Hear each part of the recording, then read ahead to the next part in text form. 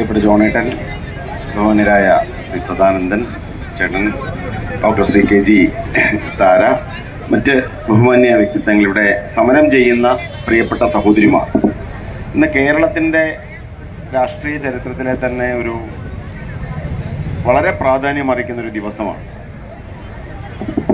നമ്മുടെ ഗ്രാമങ്ങളെ നേരെ നയിക്കുന്ന സഹോദരിമാർ അവരുടെ ജീവിക്കാനുള്ള അവകാശത്തിന് വേണ്ടി ചെയ്യുന്ന നിർണായകമായ ഒരു സമരത്തിന്റെ തുടക്കമാണ്. അതിന് ആദ്യം തന്നെ കേരള പ്രദേശ് കോൺഗ്രസ് കമ്മിറ്റിയുടെ എല്ലാ പിന്തുണയും അഭിവാദ്യങ്ങളും ഞാൻ അർപ്പിക്കുകയാണ്.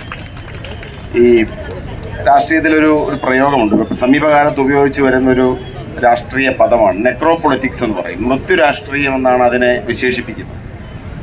മരണത്തിന്റെ രാഷ്ട്രീയം ചിലതരം ഭരണകൂടങ്ങൾക്കും ഭരണാധികാരികൾക്കുമെതിരെ ഉപയോഗിക്കുന്നൊരു വാക്കാണ്.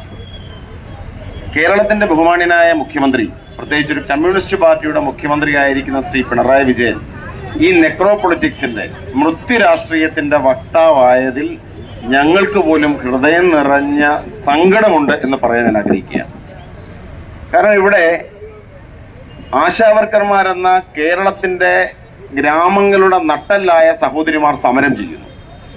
ഈ സമരത്തിന്റെ തുടക്കം മുതൽ അനുകമ്പയുടെ ഒരു അംശം പോലും ഈ ഭരണകൂടത്തിനോ ഭരണകൂടത്തെ പ്രതിദാനം ചെയ്യുന്ന നേതാക്കൾക്കോ ഇല്ല എന്നുള്ളതാണ് ഏറ്റവും ഖേദകരമായ കാര്യം. കാരണം നമുക്കൊരു സമരം ആരംഭിക്കുമ്പോൾ ആ സമരത്തിന്റെ ലക്ഷ്യങ്ങളെക്കുറിച്ച് അത് സാധിച്ചു കൊടുക്കേണ്ട ഭരണാധികാരികൾക്ക് വ്യത്യസ്തമായ അഭിപ്രായമുണ്ടെന്ന് സ്വാഭാവികമാണ്. പല കാര്യങ്ങൾ പറയാം. പക്ഷെ ഒരു സമരത്തിന്റെ തുടക്കത്തിൽ തന്നെ ആ സമരം ചെയ്യുന്നവരെ കീടങ്ങളെന്ന് വിളിച്ചാക്ഷേപിക്കുന്ന, രോഗം പടർത്തുന്ന രോഗാണുക്കളെന്ന് വിളിച്ചാക്ഷേപിക്കുന്ന, അവരുടെ സമരത്തെ ഞങ്ങൾ പുച്ഛിച്ചു തള്ളുന്നു എന്ന് പറയുന്ന ഭരണാധികാരികളുടെയും നേതാക്കളുടെയും മാനസികാവസ്ഥ എന്താണ്? ഈ മാനസികാവസ്ഥയാണ് മൃത്യുവിന്റെ രാഷ്ട്രീയം, മരണത്തിന്റെ രാഷ്ട്രീയം. അവർക്ക് സമവായത്തോട് താല്പര്യമില്ല. നമുക്കറിയാം, ജനാധിപത്യ രാജ്യങ്ങളിൽ, ജനാധിപത്യ ഭരണകൂടങ്ങളിൽ ഏറ്റവും മുന്നോട്ട്, അല്ലെങ്കിൽ നമ്മുടെ പാർലമെന്ററി ഡെമോക്രസിയുടെ അടിസ്ഥാനമായിട്ട് തന്നെ പറയുന്നത് ഇതാണ്: ഡിബേറ്റ്, ഡിസ്കഷൻ, ഡിസെന്റ്, എന്നിട്ടാണ് ഡിസിഷൻ. ഒരു സംവാദം, ഒരു വിഷയം ഉയർന്നു വരുമ്പോൾ ആ വിഷയത്തിൽ സംവാദങ്ങൾ നടക്കും, വിയോജിപ്പിന്റെ അഭിപ്രായങ്ങൾ ഉണ്ടാകും, എന്നിട്ട് അവിടെ ഒരു ചർച്ചയുണ്ടാകും, എന്നിട്ടാണ് തീരുമാനം. ഇവിടെ അത്തരം ഒരു സമവായത്തിന് തയ്യാറല്ല എന്നൊരു ഭരണകൂടം പറയുമ്പോൾ ആ ഭരണകൂടം പ്രതിദാനം ചെയ്യുന്ന ധാർഷ്ട്യത്തെയാണ്. ഇവര് കുറച്ച് സ്ത്രീകൾ, അല്ലെങ്കിൽ ഇവരുടെയൊക്കെ ഭാഷയിൽ പറഞ്ഞ കുറച്ച് പെണ്ണുങ്ങൾ, അവരെവിടം വരെ പോകും?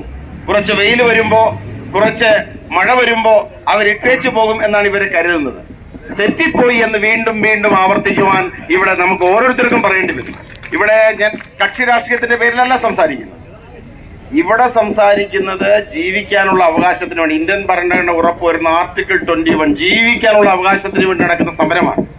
നിങ്ങൾക്ക് ഈ വെള്ളയടിച്ചിരിക്കുന്ന മണിമന്ദിരത്തിന്റെ മുകളിൽ 100 കോടിയുടെ വാഹന ആഡംബരത്തിന്റെ പിൻബലത്തോട് നിൽക്കുന്ന ഭരണാധികാരികളോട് സൂക്ഷിച്ചോ എന്ന് പറയാൻ ഞങ്ങൾ ആഗ്രഹിക്കുകയാണ്. കേരളത്തിന്റെ മുഴുവൻ പിന്തുണ, മനസാക്ഷിയുള്ള മുഴുവൻ മനുഷ്യരുടെയും പിന്തുണ ഈ സമരത്തിനുണ്ട്. അവസാനിപ്പിക്കണം. ബഹുമാന്യനായ ശ്രീ പിണറായി വിജയനോടും മുഖ്യമന്ത്രിയോടും ഞങ്ങൾ അഭ്യർത്ഥിക്കുകയാണ്. ഇവിടെ നമ്മുടെ സഹോദരിമാരാണ്, നമ്മുടെ അമ്മമാരാണ് വെള്ളം കുടിക്കാതെ കിടക്കുന്നത്. ഒരു ദിവസം ഇവരുടെ സമരം പൂർത്തിയായാൽ അത് നിങ്ങളുടെ രാഷ്ട്രീയത്തിനേക്കുന്ന കനത്ത ആഘാതമാണ്. മനുഷ്യ സേവനത്തിന് വേണ്ടി, മാനവ സ്നേഹത്തിന് എന്ന പേരിൽ, മാനവ വിമോചനത്തിന് വേണ്ടി എന്ന പേരിൽ രൂപം കൊണ്ട ഒരു പ്രത്യയശാസ്ത്രത്തിന്റെ പേരിലാണ് നിങ്ങൾ അധികാരത്തിരിക്കുന്നതെങ്കിൽ മണിക്കൂറുകൾക്കുള്ളിൽ ഈ സമരം അവസാനിപ്പിക്കാനുള്ള നടപടി സ്വീകരിക്കണമെന്ന് കേരളത്തിന്റെ ബഹുമാന്യനായ മുഖ്യമന്ത്രിയോട് അഭ്യർത്ഥിക്കുന്നു. നിർത്തട്ടെ. ജയ് ഹിന്ദ്.